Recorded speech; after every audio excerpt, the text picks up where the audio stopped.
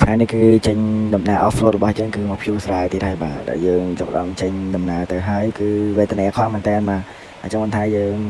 យកលុយគេ100ហ្នឹងមុនបានហ្នឹងគឺវេទនាសិនហើយបាទទៅលំបាកក្រោយបាទហើយយើងចាប់ផ្ដើមភ្ជួរហើយគឺបើកមកឆ្លងស្រែជា20ស្រែកាត់ភ្លឺវាដូចក្តាមហ្នឹងបាទចឹងនិយាយថានៅពេលដែលយើងធ្វើស្រែគឺតម្រុំបានហើយតម្រុំបានដោះនៅបាយជីនៅបាយឆ្នាំហើយចាស់ហេតុអីដល់ពេលស្រូតតែម្ដងអញ្ចឹងមិនចឹងខ្ញុំឆ្ងល់ដល់កូននេះគឺយើងចាប់ដើមឈប់ហើយដោយសារតែវាហត់ពេកគឺអត់បានថតឲ្យច្រើនទេដោយសារតែហេតុបាយខ្លាំងមែនតើមកពេលហ្នឹងបាទគឺអង្គុយ2 នាក់ទេបាទហើយគឺបាក់ម្លងខ្លាំងមែនតើតែម្ដងហើយវីដេអូនេះក៏សូម5ទៅចាស់ស្រែពូពុំចាស់ស្រែផងបើសិនជាចូលរេសូមឲ្យលុយគ្នា5មកដោយសារតែនេះគឺ